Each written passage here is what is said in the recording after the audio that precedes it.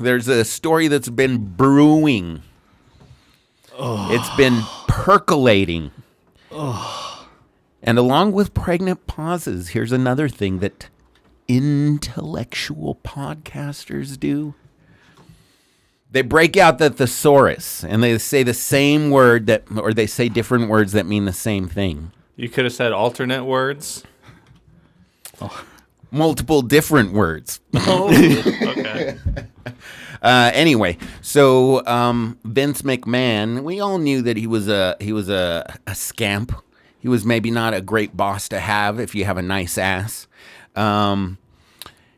Because Joe, what have you heard about Vince McMahon? You're a big fan of wrestling. You know a lot about wrestling, and what have you heard? I've heard about? He was a bit of a ne'er-do-well. Oh, if I could be so bold as to say that. You know what? I think we're gonna have to. I know what I said about not stopping the podcast.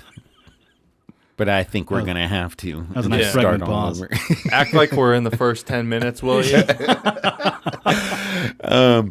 So he's accused of sexual abuse and trafficking in a lawsuit by a former employee. Now, the details, they're sordid. They're salacious. They're steamy. Go on. Because it involves poop. Dude, this whole story is fucking... Have you read any of this? I heard a lot about it. Who better to talk about this than Joe Quesada, the guy who, like I said, knows so much more about wrestling than I do. It's not even knowing about I'm wrestling. A big fan. I'm going to go on record and say I think these billionaires are a little out of control. Like Ted DiBiase? The $1 Million Man, he may make fun of poor people, but he never shit on anybody's head. And he is in his late 70s, and he was doing all of this in his mid to late 70s. Like he never. This is all new. This is new. This all happened 5 years ago, right? No, this all happened between like 2019 and 2021. This was probably one of the things that caused them to oust him. They voted him out. Oh man, what did they keep buried for the years? He's helped cover up some berries too. Yeah. Oh, it's disgusting. So what? I guess there's an employee, Janel Grant, and she's the reason why she's put her name out there is because I guess she says she just wants to blow the lid off of, no pun intended, off of the whole sordid deal. And basically, this story that I read says that Brock Lesnar. It involves Brock Lesnar and involves another wrestler. It involves this guy, John Laurinaitis, who's essentially the head of talent relations right before McMahon left. Oh. And married to the Bella. Do you aware of the Bella twins? Oh, yeah. He's married to their mother. Ooh. Yeah, he was featured on Totally Bellas. And this entire thing, like, it starts with them. I think she lived in the same apartment, in the same apartment. They don't live in apartment complexes, but they live in the same building. Penthouse or something in Connecticut. like that. And I guess they ended up running into each other, or she got introduced to him, and he ended up bringing her onto staff. Yeah. And it just started from there. And this woman, I think, was like in her early to mid-20s when all this started, and then he just chewed her up and spit her out. It's fucking disgusting. Well, it says that he made it clear to her that part of her job would be to give jobs and acquire talent. Right? And not just that.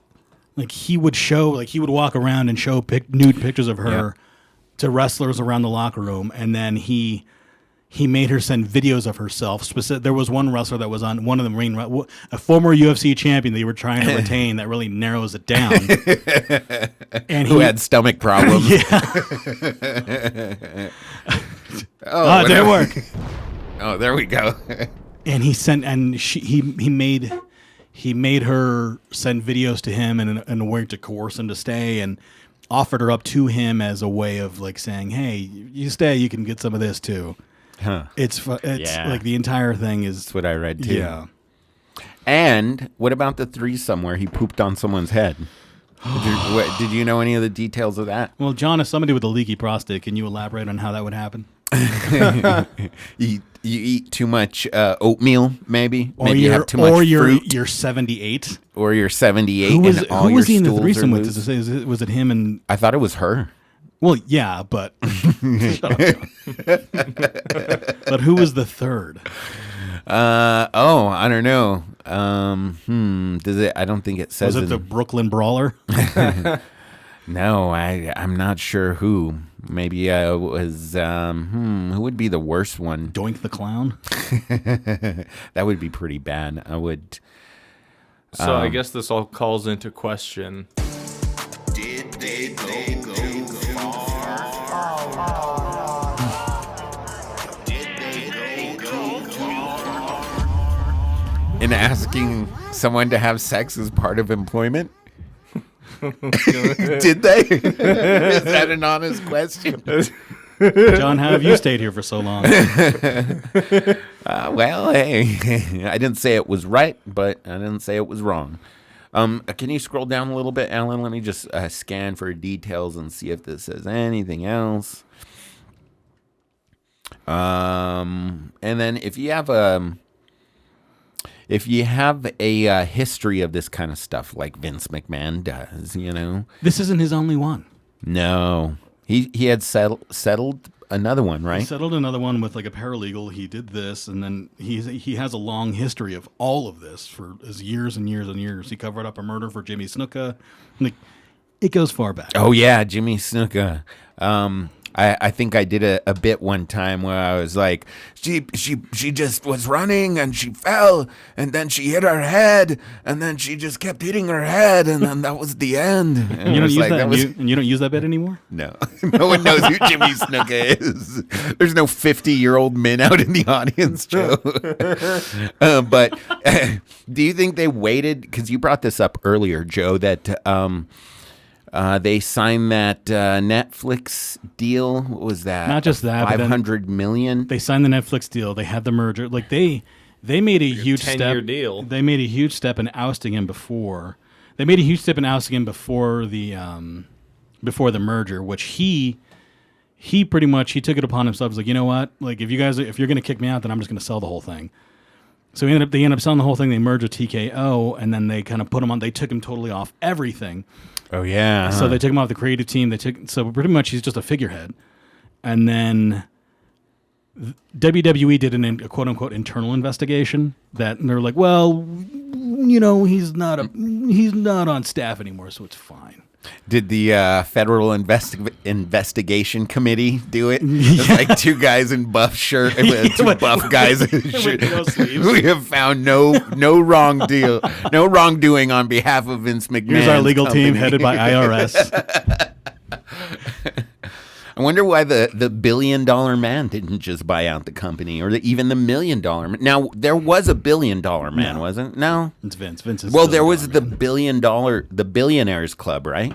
Or was it the Millionaires Club that DiBiase was a part of? No, he was a part of Money Inc. He ran that. Come on, John. What the hell's going on? I'm making shit up.